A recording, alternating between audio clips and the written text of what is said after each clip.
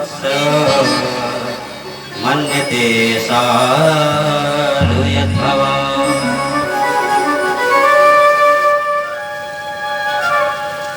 हिरण्यकश्यप गुरुकुल में गया।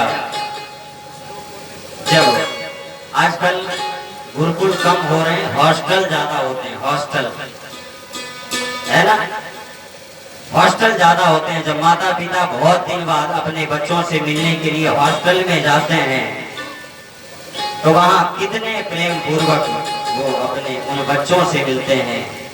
आप सबको पता ही होगा, आप सभी के बच्चे भी पढ़ते रहते हैं, हम भी पढ़ते हैं। हम गुरुकुल में रहे, 7 वर्ष रहे, हमारे माता पिता भी वहां आते थे। सबके सभी बालकों के माता पिता वहां आते थे, सब हम देखते थे, सब इतने प्रेम से अपने बच्चों से मिलते थे।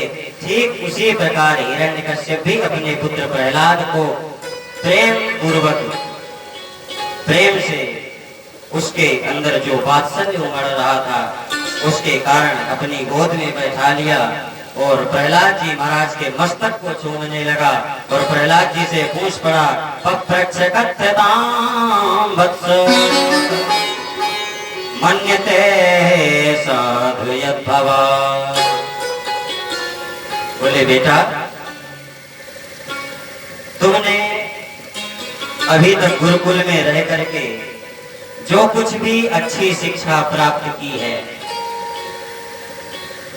जो भी बात तुम्हें सबसे ज्यादा अच्छी लगी हो वह मुझे बताओ। तुम्हारे गुरुजनों ने तुम्हें क्या सिखाया है, कौन सी बात सर्वश्रेष्ठ बताई है। अब तो क्या था, प्रहलाद जी पहले से ही कुछ ब्रह्मज्ञानी, और गुरुकुल में रहने का प्रभाव ही होता है, बच्चे को यदि ध्यान ना भी दिया जाए तो गुरुकुल का वातावरण ऐसा होता है कि वो विद्या अपने आप वह बालक अर्जित करता रहता है। हालांकि ये प्रहलाद जी महाराज तो दैत्यों के गुरुकुल में थे, लेकिन फिर भी इनके ऊपर उस परमात्मा के, नारायण की कृपा थी कि इन्हें दिन प्रतिदिन परमात्मा के उस स्वरूप का चिंतन, मनन, स्मरण होता रहता था, जिसके कारण प्रहलाद जी महाराज को भगवान के उस स्वरूप का सम्यक रूपेण ज्ञान हो गया था। अब हिरण्यकश्यप के ऐसा पूछने पर प्रहलाद जी महाराज तो बस शुरू क्या कहते हैं कि तत्साधु मन्ये सुरवर्य देहिना सदा समुद्वेगन धिया सद्ग्रह हित्वात्मपातं गृहमन्धकूपं वनं गतो यद्धरिमाश्रयेत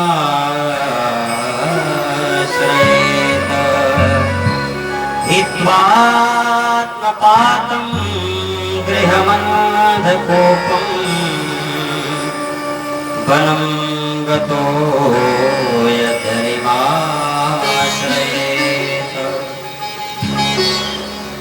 प्रहलाद जी महाराज ने कहा, पिताजी आपने इतने प्रेम से मुझसे पूछा है कि बेटा आज तक में तुम्हें जो बात सबसे अच्छी लगी हो, जो बात सबसे रुचिकर लगी हो वह मुझे बताओ। तुमने अपने गुरुकुल में क्या सीखा है? तो सुनिए, ये संसार के जो जीव हैं ना, ये मैं और मेरे में ही भटकते रहते हैं, अपना जीवन व्यतीत कर देते हैं। अरे इन्हें तो चाहिए कि परमात्मा के नामों का चिंतन करें, परमात्मा के नामों का गुणानुवाद करें, परमात्मा के नामों के प्रति श्रद्धा रखें, इनके अंदर भक्ति की वर्धन, भक्ति की वृद्धिता हो, नित्य प्रति भगवान की उपासना करनी चाहिए, उस नारायण की उपासना करनी चाहिए, जिससे इस समस्त सृष्टि का उत्पत्ति, पालन और संहार ये तीनों कार्य संपादित होते हैं। हिरण्यकश्यप ऐसा सुनकर के नाक सिकोड़ने लगा। अरे गुरुकुल में भेजने के बाद इतने दिनों बाद ऐसा परीक्षा फल, ऐसा रिजल्ट। उसके मन में बड़ी चिंता हुई, ये क्या हो रहा है। वो दिन रात, एक तो जब से प्रहलाद जी महाराज का जन्म हुआ, जब से प्रहलाद जी ने नारायण नारायण कहना सीखा, तभी से हिरण्यकश्यप रात दिन बराबर इस चिंता में व्यस्त रहता था कि कहीं ये वो नारायण, वो विष्णु ही तो नहीं है, मेरे घर में मेरे पुत्र के रूप में जन्म ले लिया। अब आज प्रहलाद जी महाराज हिरण्यकश्यप के पूछने पर अच्छे ढंग से ज्ञान दे दिए, पिताजी मैं और मेरे में फंसे हुए इन संसार के जीवों को चाहिए कि वो परमात्मा के उस स्वरूप को जाने। कौन से स्वरूप को जाने? जो उन्होंने अपनी माता के गर्भ में रहते हुए जिस परमात्मा की स्तुति की, प्रभु हमें इस नरक से बाहर निकालो, बाहर जाकर के हम आपकी भक्ति करेंगे, आपकी उपासना करेंगे, आपके धाम को प्राप्त करेंगे। और बाहर निकलते ही वो जीव उस परमात्मा को भूल जाता है। उन जीवों को चाहिए कि उस परमात्मा को भूले नहीं, परमात्मा के नामों का संकीर्तन, गुणानुवाद, मनन, चिंतन, स्मरण और उस स्वरूप को जाने, उस तत्व को जाने। अब तो हिरण्यकश्यप का जो बीपी था, ब्लड प्रेशर और हाई हो गया, उसके मन में और चिंता बढ़ी, भैया ये हो क्या रहा है। उसने तुरंत जो प्रहलाद जी महाराज के गुरुकुल के प्रधानाध्यापक शुक्राचार्य जी के पुत्र शंडामर्ग थे, उनको बुलाया, जोर की डांट लगाई, क्या पढ़ा दिया तुमने हमारे बालक को, क्या बोल रहा है। क्या हमारी परंपरा में यही शिक्षा दी जाती है बच्चों को? गुरुपुत्रों ने कहा, महाराज पता नहीं ये कैसे इन सब बातों को बकता रहता है, विद्यालय में भी रहता है, गुरुकुल में भी रहता है, तो इसका कोई विशेष रूप से पढ़ने में मन नहीं लगता, ये एक किनारे बैठा रहता है और क्या चिंतन करता रहता है, हम खुद ही कुछ नहीं समझ पाते। लेकिन चलिए कोई बात नहीं, बालक है अभी, बालक बुद्धि है, बाल बुद्धि है, सुधर जाएगा, ठीक हो जाएगा, आप चिंता मत करो। पुनः शंडामर्ग जी शुक्राचार्य जी के जो पुत्र थे, वो प्रहलाद जी महाराज को गुरुकुल में ले गए और गुरुकुल में ले जाकर के प्रहलाद जी को पुनः शिक्षा देना प्रारंभ किए। ठीक इसी प्रकार कुछ दिन बीतने के व्यतीत होने के बाद हिरण्यकश्यप पुनः गुरुकुल में पहुंचा और अपने बालक को बुलाया। इस बार तो वो बड़ा प्रसन्न था कि अब मेरा बच्चा सुधर गया है, अब जैसा हम चाहते थे वैसा बन गया है। अपनी गोद में लेकर के उसने प्रहलाद जी महाराज से पूछा, वही प्रश्न पूछा जो पहले पूछा था, बेटा अब बताओ तुम्हें सबसे अच्छी बात क्या लगती है, अब बताओ, दिन इतने बीत गए, अब ज्ञान बढ़ेगा कि घटेगा। प्रहलाद जी महाराज ने कहना शुरू किया, पिताजी श्रवणम कीर्तनम विष्णु स्मरणम पाद सेवनम अर्चनम वंदनम दास्यम सख्यमात्मनिवेदनम।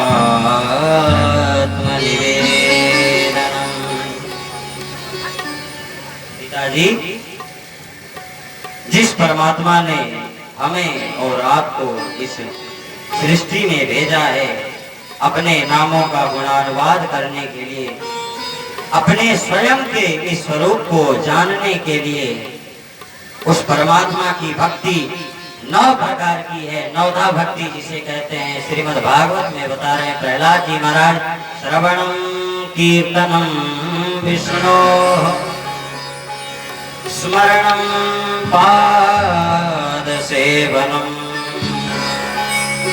अर्चनं वन्दनं दास्यं सख्यमात्मनिवेदनम्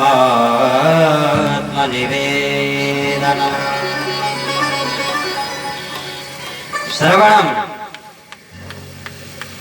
परमात्मा के नामों को, गुणानुवादों का, कथाओं का, कीर्तनों का श्रवण करना चाहिए। सबसे पहला कार्य श्रवण। श्रवण करने के बाद श्रवणम कीर्तनम, कीर्तन करो। परमात्मा के नामों को सुन रहे हो, जिस प्रकार से यहाँ मंच के द्वारा आप सभी से कीर्तन बुलवाया जाता है, आप सभी को भगवान के भजन गवाए जाते हैं, उसी प्रकार यहाँ प्रहलाद जी महाराज बता रहे हैं उसी क्रम में कि पहले भगवान के नामों को सुनो, उसके बाद कीर्तन करो, फिर स्मरण करो, और स्मरण करने के बाद पाद सेवन, परमात्मा के चरण कमलों का आश्रय ग्रहण करो, परमात्मा के चरणों की सेवा करो और अर्चन करो, पूजा करो, वंदना करो। है हाथ वो जो प्रभु चरणों में वंदन किया करे, है ना भजन। तो प्रहलाद जी महाराज यहाँ पर यही बता रहे हैं, अर्चनम वंदनम दास्यम, भगवान की अर्चना करो, वंदना करो, दास्यम अपने मन में दास्य का भाव लाओ, भगवान के दास बनो, और सख्यम सखा भाव ले आओ, भगवान को अपना सखा भी मानना चाहिए। महाभारत युद्ध के समय अर्जुन ने भगवान को अपना सखा भी माना था। यहाँ प्रहलाद जी महाराज बता रहे हैं भगवान के प्रति सख्य भाव होना चाहिए, और अंत में आत्मनिवेदन, आत्मसमर्पण परमात्मा के चरणों में कर देना चाहिए। पिताजी, इस प्रकार की 9 भक्तियों में से यदि जीव एक भी कोई भक्ति कर ले तो उसका कल्याण हो जाएगा। ये जो 9 प्रकार की भक्ति है, बाबा गोस्वामी तुलसीदास जी महाराज भी अपनी सुंदर शैली में श्री रामचरितमानस में चौपाई के माध्यम से संदेश देते हैं। क्या कि प्रथम भगति संतन कर संगा, प्रथम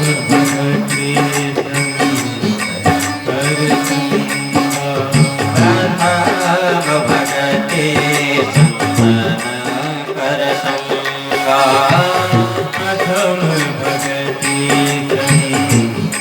कर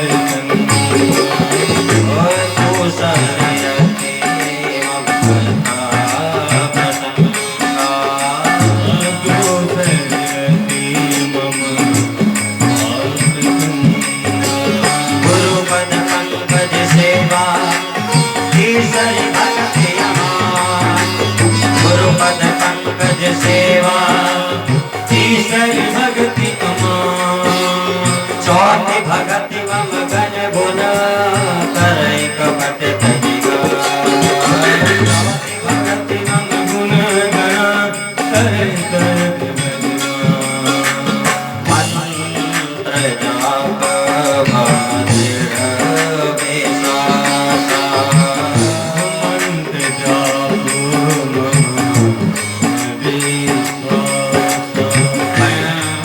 जब भजन सुवेद प्रकाशा, पंचम भजन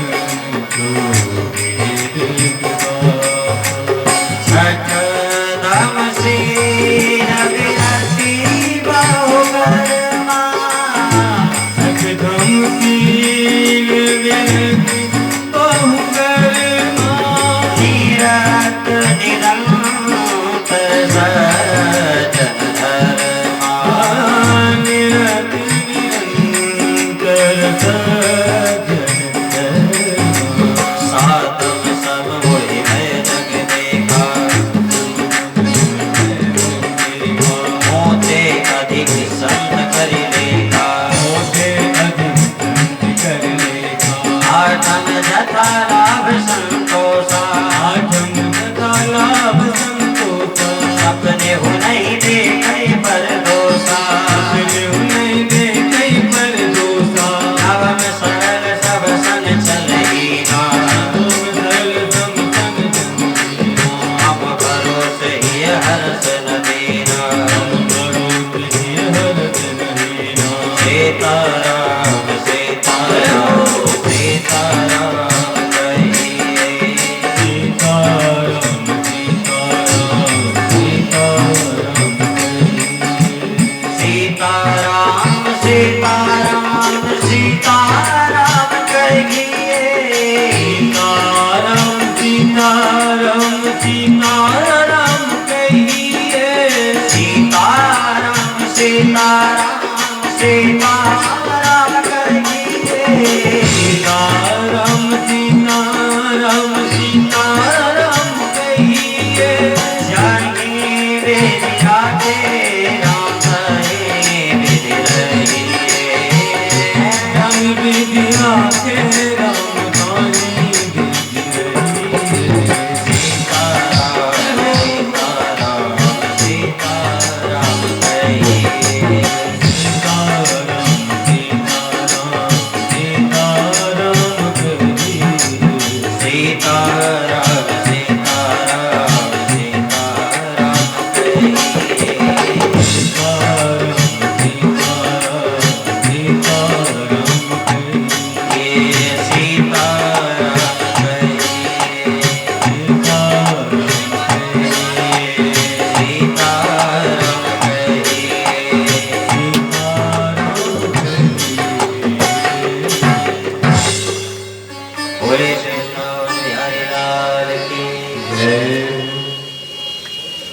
प्रहलाद जी महाराज अपने पिता हिरण्यकश्यप को इस प्रकार से 9 प्रकार की भक्ति का वर्णन करते हैं, 9 प्रकार की भक्ति बताते हैं। पिताजी, यदि इस मनुष्य योनि को प्राप्त जीव 9 भक्तियों में से किसी एक क्रिया को भी, एक भक्ति को भी अपना ले, तो उस भक्ति के माध्यम से वो अपना आत्म कल्याण कर सकता है। अब तो प्रहलाद की इस प्रकार की बात को सुनते ही हिरण्यकश्यप पुनः क्रोध से लाल हो पड़ा, गुरुपुत्रों को बुलाया, डांटने लगा, अरे नीच ब्राह्मणों, तुमने हमारे विपरीत हमारी ही संतान को, एक राजा की संतान को कैसी उल्टी शिक्षा दे रखी है, क्या पढ़ाते हो?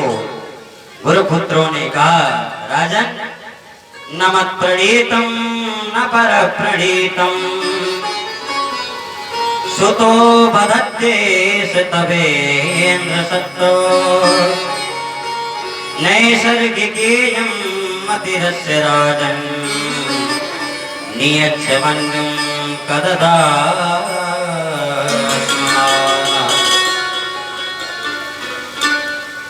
गुरुपुत्र संडामर्क जी हिरण्यकश्यप से कहते हैं, राजन, आप हमें व्यर्थ में दोष क्यों लगा रहे हैं? हमने आपके बालक को इस प्रकार की कोई भी शिक्षा नहीं दी है।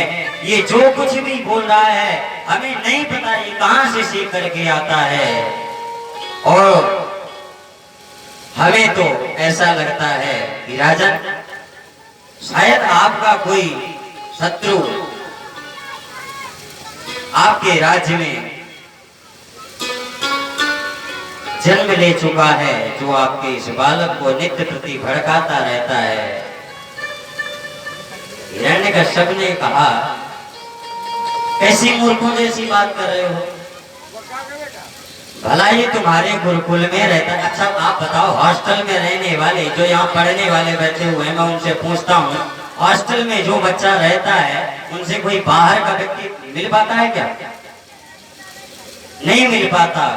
केवल जब उसके माता पिता आते हैं, कार्यालय जो बना रहता है वहां साइन होती है, देखा जाता है, बच्चे को बुलाया जाता है, परिचय कराया जाता है, पूछा जाता है, क्या तुम इन्हें जानते हो? जब तक बच्चा हाँ नहीं कहता तब तक उसके माता पिता को भी उससे मिलने नहीं दिया जाता। हिरण्यकश्यप कहता है, भला बताओ तुम्हारे गुरुकुल में बाहर का कोई व्यक्ति कैसे आ सकता है? संडामर्क जी ने कहा, राजन अब इतनी बार हमने प्रयास किया है तो एक बार और प्रयास करते हैं, हो सकता है इस बार कुछ इसकी ये जो बुद्धि है इसमें कुछ बदलाव हो जाए। पुनः प्रहलाद जी महाराज को गुरुकुल में लेकर के गए और वहां जाकर के शिक्षा का कार्य चलने लगा। पुनः एक दिन गुरुजनों को अचानक कुछ कार्य पड़ जाने के कारण बाहर जाना पड़ा, और जिस दिन टीचर गुरु लोग जब गुरुकुल में हॉस्टल में नहीं रहते ना, उस दिन बच्चे बड़े फ्री रहते हैं। हम भी रहते थे हॉस्टल में, हम बहुत फ्री हो जाते थे। जिस दिन हमारे गुरुजी कहीं चले जाएं, किसी सम्मेलन में चले जाएं, किसी सभा में चले जाएं, उसमें पढ़ाई कम खेल कूद ज्यादा होते थे। ऐसे सभी गुरुकुल में रहने वाले बच्चों ने, अरे धर दो जहाँ धरना हो, आराम से बैठ जाओ, कथा श्रवण करो। स्थान क्यों पूछ रहे हो, कहाँ धरना है कहाँ नहीं धरना है? यहाँ सब धरने का स्थान है। जितने में चमेली तनी है, पूरा यज्ञशाला बना हुआ है, जितना ये धार्मिक आयोजन का ये क्षेत्र है, सब धरने का स्थान है। कहाँ कहाँ धरोगे? इसलिए जहाँ अपने मन में आता है वहीं धर दो, हर जगह भगवान है। और यहाँ कथा पंडाल में तो विशेष करके वो दान बेटी है, ये भागवत जी हैं, ये हमारे गोपाल जी हैं, बिहारी जी की छवि रखी है। कहाँ कहाँ रखोगे भैया? इसलिए जहाँ आपको उचित समझ में आता है उधर इतना बड़ा यज्ञ मंडप बना है, बताओ क्या क्या रखोगे, कितना रखोगे? जहाँ आपको उचित लगता है अपनी श्रद्धा के अनुसार आप रख दो और प्रेम से बैठ करके कथा को श्रवण करो। एक दिन गुरुजनों के बाहर चले जाने पर गुरुकुल के जितने भी बच्चे थे सब खेलने का प्लान बनाए और खेलने के लिए मैदान में सब इकट्ठे हुए। प्रहलाद जी महाराज एक ऐसे थे जो अकेले एक किनारे एक कोने में बैठे रहते थे। वो परमात्मा का नित्य प्रति चिंतन करते रहते थे, अहर्निश चिंतन होता रहता था। वो सोते भी कम थे। जब उस गुरुकुल के बच्चे सोए तो उस समय वो प्रहलाद जी महाराज को जगा हुआ देखते थे, और जब वो सो करके जगे उस समय भी वो प्रहलाद जी को जगा ही हुआ एक कोने में बैठे, बस आंख बंद किए, बस इतना ही देखते रहते थे। प्रहलाद जी महाराज अहर्निश भगवान का चिंतन करते। बालकों ने कहा, भैया प्रहलाद आओ, आज गुरु जी नहीं है, चलो हम सब मिल करके खेला जाए, खेल खेलते हैं। अब प्रहलाद जी देखे कि मौका बढ़िया है, इन बच्चों को भी कुछ शिक्षा दीक्षा का कार्य किया जाए, बताई जाए, शिक्षा बताई जाए। सबको बुलाया, भैया खेलेंगे, थोड़ा धैर्य रखो, हमारे पास आओ सभी लोग, एक हम बहुत अच्छी कहानी सुनाते हैं तुम्हें, बहुत अच्छी कथा सुनाते हैं। सब प्रहलाद जी महाराज के पास आए। प्रहलाद जी अब क्या किए? प्रहलाद जी करते क्या थे? शुरू से उनका कार्य क्या था?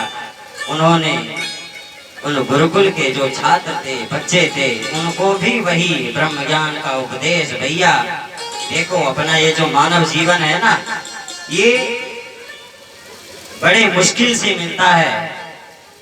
बड़े भाग्य मानुष तन पावा, बड़े भाग्य मानुष तन पावा, बड़े भाग्य मानुष तन पावा, बड़े भाग्य मानुष तन पावा, बड़े भाग्य मानुष तन पावा,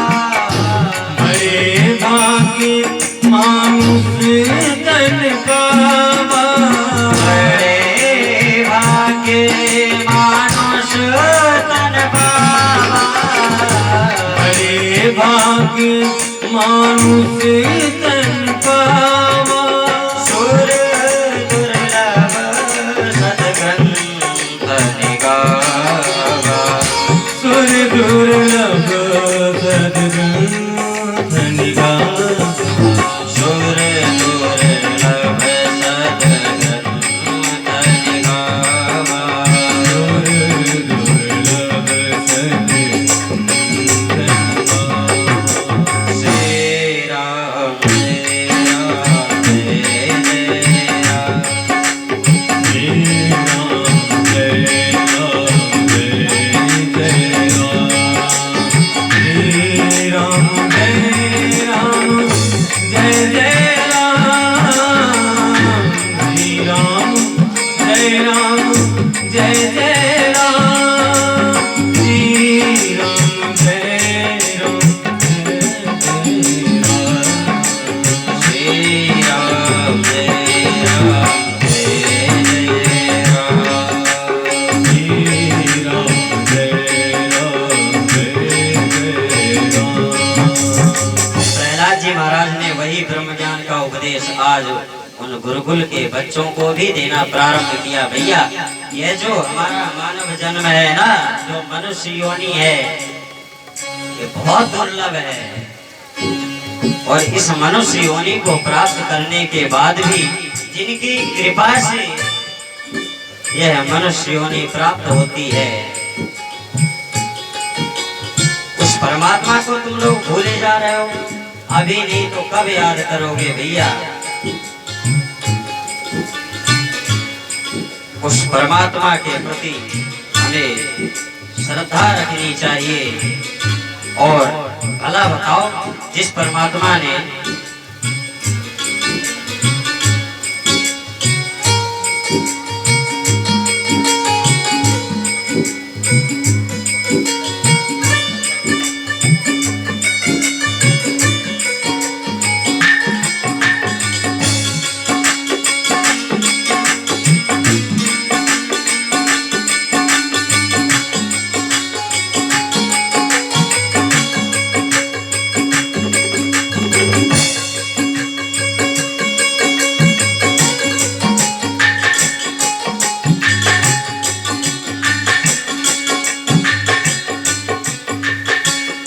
प्रहलाद जी महाराज उन बच्चों को बताते हैं, बोलते हैं, भैया जिनकी कृपा से हमें यह मनुष्य योनि मिली है, मानव जन्म मिला है, भला बताओ उस परमात्मा को तुम लोग भूले जा रहे हो। तुम्हें पता नहीं है हम लोगों का जन्म दैत्य कुल में हुआ है।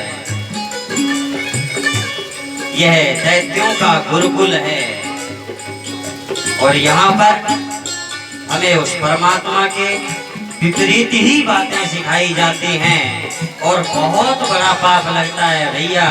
हरि हर निंदा सुनहि जकारा। हरि हर निंदा सुनि जुकाना। हरि हर निंदा सुनहि जकारा। हरि हर निंदा सुनि जुकाना।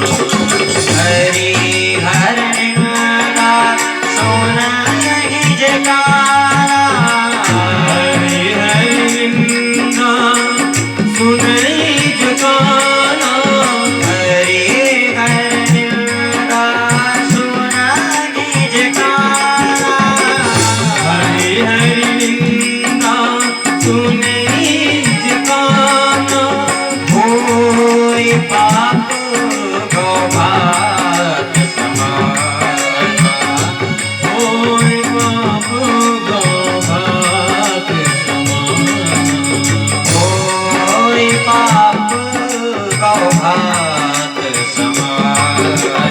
होय पाप गौभात ध्यान समाना। दो, जिस परमात्मा की कृपा प्रसाद हमें यह मानव जन्म मिला है, हमें यह मनुष्य योनि मिली है, उस परमात्मा की निंदा बुराई यदि हम अपने इन कानों से सुनते हैं तो हमें कैसा पाप लगता है पता है भैया?